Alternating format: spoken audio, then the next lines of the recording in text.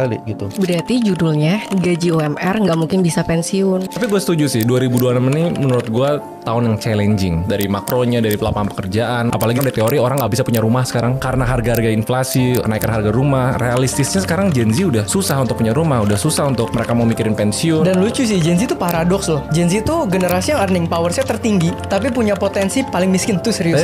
Gini lah tahun 2026 ya. Memang banyak yang bilang bahwa sulit, challenging, tapi menurut saya yang paling penting adalah gimana merencanakan.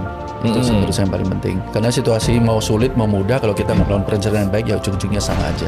Failing to plan is planning to fail. Yes. Maksudnya kalau nggak berencana tuh pasti gagal. Iya, kira-kira kayak gitu. Probabilitasnya besar. Probabilitasnya benar. Iya. Tapi dari 2040 sampai 2045 itu 1 dari 5 warga kita kalau nggak salah itu udah lansia. Dan bahkan sampai lansianya kita masalahnya yang tanda kutip nggak siap secara finansial. Ya.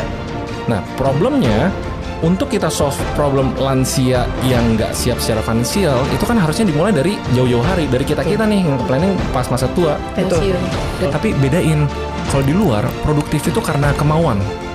Mereka pengen mau. Kalau di Indonesia orang-orang yang tua banget nih tapi tetap kerja karena harus, karena terpaksa atau enggak cukup finance-nya buat mumpuni. Kecil yang saya sering dikasih itu adalah belajar untuk menabung. Tapi kalau sekarang kan lain. Sekarang yang diomong adalah belajar untuk investasi. Belajar untuk mikir gimana cara saya bisa menghasilkan yang lebih banyak. Kalau dulu relatif itu lebih konservatif. Iya. Itu yang saya rasakan. Karena terlalu banyak opsi zaman sekarang. Mungkin itu satu. Kedua, komunikasi atau sub channel untuk kita bisa mendapatkan informasi. Sekarang kan gampang. Kalau zaman dulu kan susah ya. Kita ingin tahu.